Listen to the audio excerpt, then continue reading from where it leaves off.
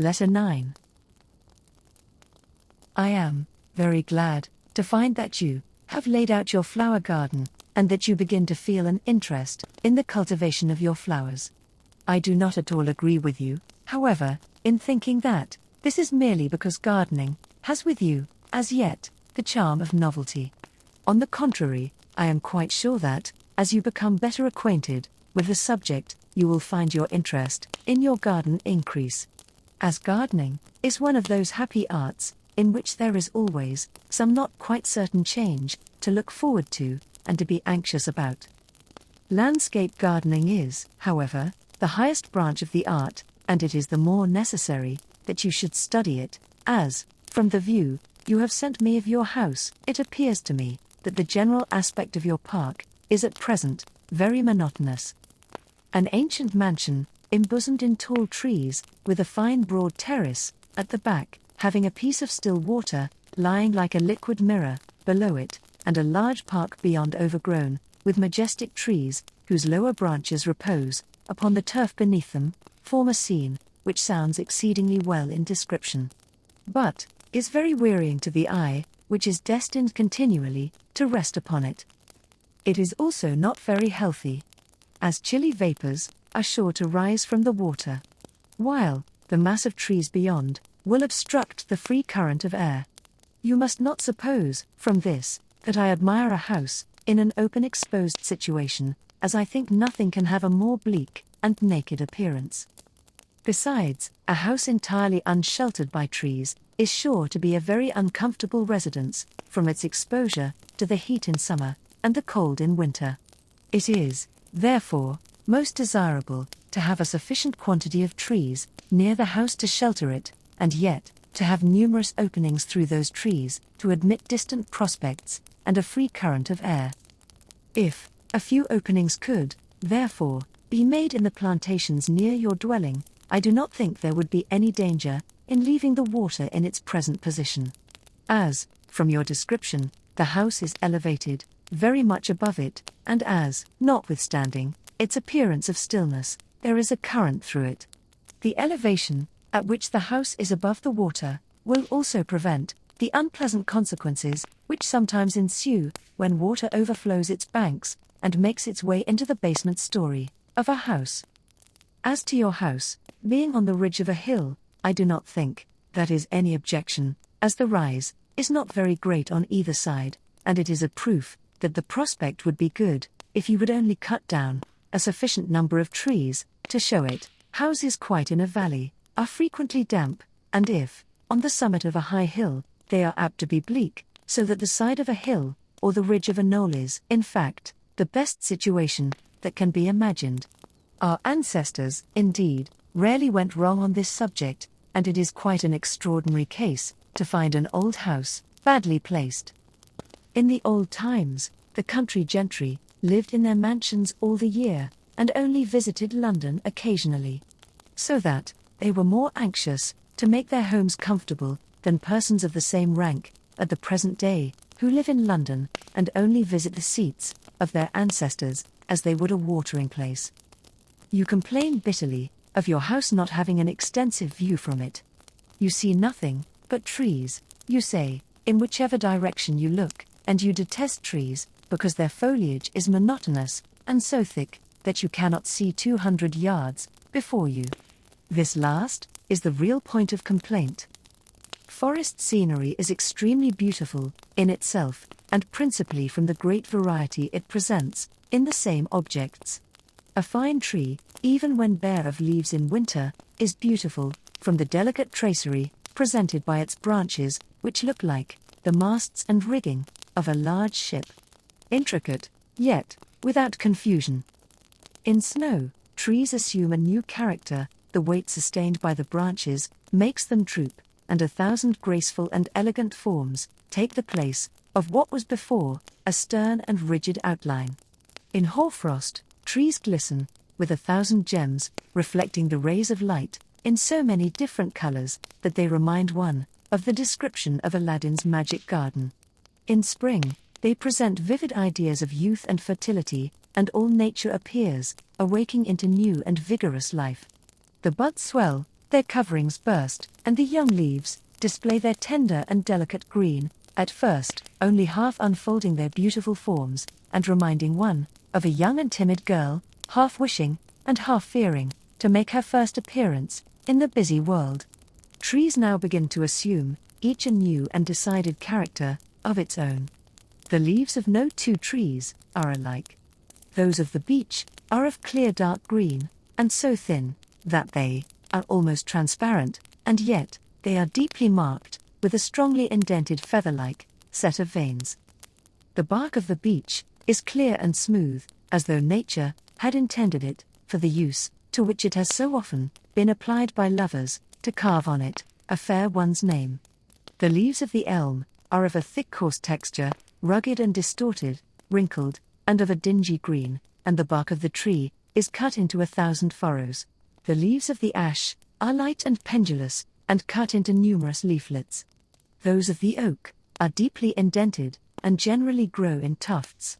The palmate drooping leaves of the horse chestnut contrast with the long, slender, and nearly erect leaves of the white willow, and those of the black poplar, which present a smooth outline, with those of the sweet chestnut, which are remarkable for their finely indented edges. In short, the leaves of every tree have beauties peculiar to themselves, in form as well as in color. In autumn, these colors become more decided. The lime trees take a yellowish tint, and the oak a reddish brown. The liquidambar becomes of a rich purplish crimson, and the maples and American oaks show 1,000 varied dyes. Yes, my dear Annie, I repeat, the fault is not in the trees, for they are beautiful. You dislike them only because they are so crowded that you cannot see their beauties. I allow it is a very difficult task to know how to proceed in a case like yours. Cutting down indiscriminately will never do. The trees must be thinned, not only with a view to make openings through the wood, but with care as to themselves. I think the first point will be to find out the handsomest trees among those in the plantations near the house, in order to see which you would have left. Some will have been drawn up so much, and will have been forced into such awkward forms by their present crowded state, that they would be hideous if the trees that now surround them were removed. Others want room, but have grown so that they may easily be trained into a better form when space is given to them. One great point to be attended to is to break the present formal outline. But, in doing so, it is scarcely possible to avoid destroying some trees that your husband might wish to spare from local associations. I hope, however, he will allow a sufficient space to be cleared, not only to make your flower garden, but to allow the plants in it to grow without being overshadowed by trees. When the flower garden is formed, it will be necessary to have a shrubbery, so that the transition may not be too abrupt from the high state of culture in a flower garden to the wild nature of the forest trees. This shrubbery, indeed, will afford the only means of harmonizing a newly laid out garden with the general scenery of the park, as it will contain, first, dwarf flowering shrubs next the garden. Then, shrubs of a larger growth, such as the laurustinus and arbutus, and, lastly, flowering trees, from the different kinds of crataegus to those of loftier growth, such as Pyrus spectobulis, Sophra japonica, and the tulip tree, which last equals in height some of the loftiest forest trees in the park. When a sufficient space for the flower garden and the adjoining shrubbery has been cleared, and the most interesting trees marked, the next point is to ascertain what distant prospects will be admitted by cutting an opening through the wood, before it is finally decided in what direction the intended openings shall be made. As, for instance, if the view of a church or castle would be admitted by cutting an opening in a particular direction, that direction should be chosen in preference to any other, and a vista made in that line. Even though an opening in another line would be preferable on other accounts. Should such an object be discovered, you must take care not to obscure it when planting your shrubbery, and should the object you wish to catch a view of be very distant and not distinctly marked, the eye may be guided to it by planting some whitish-leaved, low tree, such as Alaxtmus angustifolia, in the shrubbery, backed by dark-leaved shrubs, such as Alaternus and Phillyrea, and again, at a greater distance, planting an abele tree, or white poplar, in the same direction. Where, it will be backed by dark masses of Scotch pines, or other similar trees. Before you make an opening, you must also ascertain whether any disagreeable objects will be exposed by your so doing, and, before cutting down even a single tree, you must consider what effect its removal will produce upon the trees around it. You have often told me of the exquisite taste your husband possesses, and his fondness for fine paintings. He must, therefore, be admirably qualified for improving the scenery round his house, himself. Landscape gardening is, in fact, but landscape painting, on the largest scale, and with the noblest materials. The same taste is required, in both. As the plantations near the house have been suffered to become so completely overgrown, no doubt those in the park are in a similar state, and that the park itself will require considerable improvement. The same general observations, with regard to thinning out plantations, will apply in every case. But, in the park I think, you will find it advisable, whenever an opportunity occurs, to take advantage of any natural feature, to introduce what landscape gardeners call a scene, as, for instance, should your park contain a rocky glen, advantage may be taken of it, by planting it, with different kinds of pines and firs, to form an imitation of alpine scenery, as was done, in a very striking manner, by the late Mr. Beckford, at Fonthill. Another part of the grounds might be planted, in imitation of American scenery, with magnolias, American oaks and maples, and tulip trees, as was done, by the late Duke of Marlborough, at White Knights. A pond, in a secluded part of the grounds, might have a degree of interest given to it, by planting its banks with alders and willows. A variety of similar scenes will, no doubt, suggest themselves to you, which do not occur to me, from my ignorance of the peculiar features of the place. I suppose neither deer nor cattle are allowed to graze in your park, as you speak of several of the trees sweeping the grass with their foliage. Cows are particularly destructive to the beauty of park scenery, as they are very fond of tearing off the lower branches of the trees, and thus producing the hard line, which looks as though the branches had been shaved off, about 5 feet from the ground, which is called by landscape gardeners and painters the browsing line. It is disagreeable to have even deer come close to the windows, and they are not only fond of the young shoots of trees, but they would be decidedly injurious to your flower garden and the clumps of ornamental shrubs in the pleasure ground. Should your husband procure any deer, it will be necessary to have some fence or line of demarcation between the park and the pleasure ground. And it is always considered a proof of skill in the landscape gardener to conceal such a fence as skillfully as possible.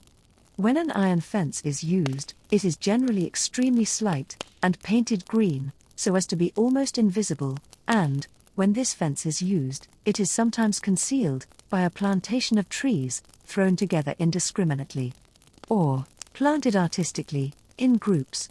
In other cases, a sunk wall, forming a kind of ditch, is used, which is concealed by plantations, or iron hurdles are stuck in, and the line is varied, occasionally.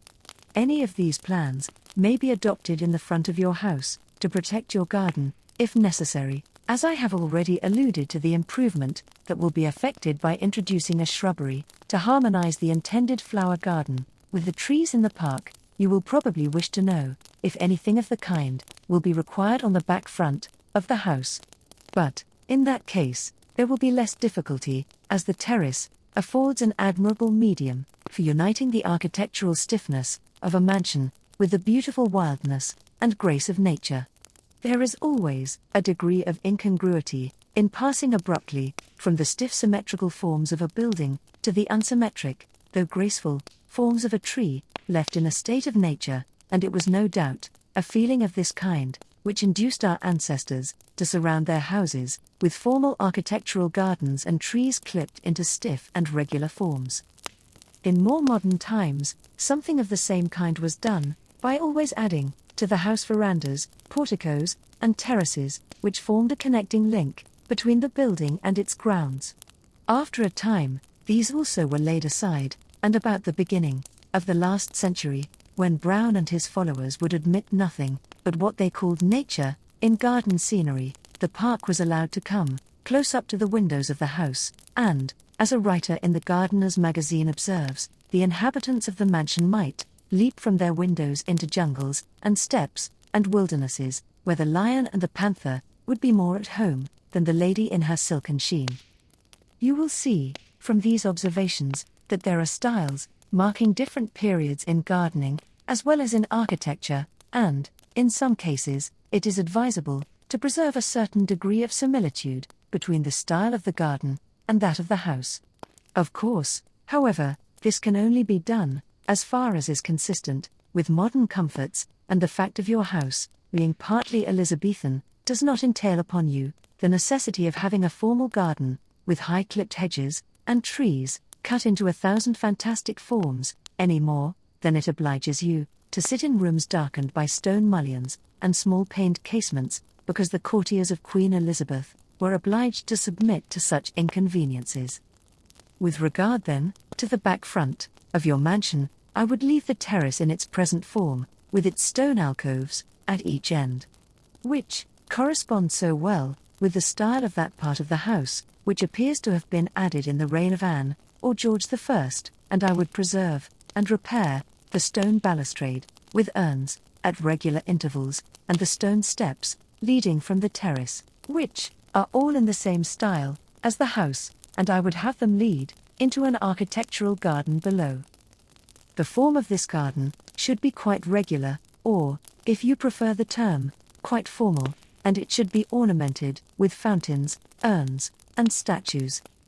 The boundary of this garden should be the piece of water, before alluded to, the borders of which should be planted with a few tufts of shrubs, to break, but not disguise, the regularity of the outline.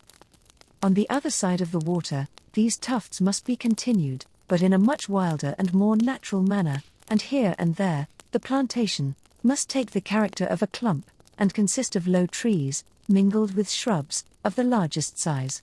This will unite the house and garden with the park scenery, as regards the view from the drawing-room windows, and on the sides of the garden, gravel walks may be carried on through the various scenery of the park.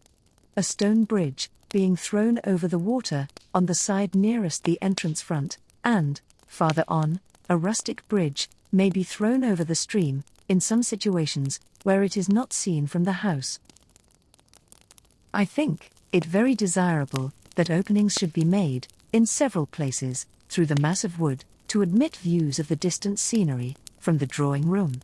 As, for instance, if there is a church or a tower, or any other object that would form a suitable termination to a vista. In the reign of William and Mary, when the Dutch style of gardening was fashionable, nothing was more common than long vistas of the kind called patacui, all springing in rays from one points, and each terminating in some ornamental object, such as a temple, an obelisk, or a statue. Some slight approximation to this style, by cutting long vistas through your woods, might therefore be very consistently introduced wherever a suitable occasion for it may occur. In planting your architectural garden, you must observe that it should have a different character from the small garden in front of your sitting-room window. The architectural garden should contain standard rose trees, almond trees, double-blossomed peaches and cherries, the Chinese magnolia, or Yolande tree, and other showy flowering trees, planted in company with arbutus, phillyrea, Minorca box, and other evergreens of a similar character. In the shrubbery, at each end of the garden, but not forming part of it, these trees should be continued, and mixed with variegated hollies, the different kinds of cratericus, and other trees that are ornamental, and that never attain a large size. I have already suggested that in various parts of the pleasure grounds, advantage should be taken of any natural inequalities that may exist to form different scenes, and I have now only to add that advantage may be taken of singular peculiarities, should you wish to form in your grounds one of those arboretums which are now so fashionable. An arboretum is a collection of all the different species of a natural order of trees and shrubs planted together, and it does not necessarily imply that these orders should be arranged in any particular manner, as indeed botanists disagree as to how they should be placed, Jussieu having adopted one plan, de Condol another, and Dr. Lindley another. The only essential point is that all the plants, which agree sufficiently to form an order, should be placed together, as, for example, all the conifery or cone-bearing trees, such as the pines and firs, the cedars, the cypresses, and the junipers, and all the couplefus or nut-bearing trees, such as the oak, the chestnut, the beech, and the hazel. Thus, in your grounds, when there is a valley, it may be formed into what is called an American ground, consisting of the shrubs allied to the heath family, and planted with rhododendrons, azaleas, kalmeas, and other similar plants. A glen may be planted with pines and firs, so as to form it into a kind of pinetum, and an open space among trees may be turned into a rose garden, or rosary. In this way, most of the exotic trees and shrubs that will stand the air in English gardens may be planted in groups, without going to much expense, and with less formal appearance than that of a regular arboretum. Besides, the beautiful colors which some of the exotic trees will take in autumn give them a splendid appearance when they are backed by other trees with verdant foliage. The rose garden will be a very beautiful object if skillfully arranged, and, by thus forming your park into a succession of scenes, you will not only increase its beauty in the eyes of strangers, but add very materially to your own enjoyments by increasing the objects of interest within your reach. I do not suppose you will have any occasion to renovate the turf in any part of your park, but, if you should, the best way is to get a mixture of the seeds of several sorts of grasses, such as the foxtail meadow grass, Alopecuris pratensis, the sweet-scented vernal grass, Anthox, Anthem odidlum, the crested dog's tail grass, Cynosurus christus, and other valuable kinds. If ever you find a patch of grass has become bare, have an iron rake drawn over the ground 2 or 3 times, so as to loosen it, and then sow a few seeds of the grasses I have mentioned, when the ground is in a tolerably moist state, from rain. This will generally be sufficient, but if it should not, as the seed of the foxtail meadow grass is very often bad, you have only to add a little seed of the common white clover, and the ground will appear green in a few days.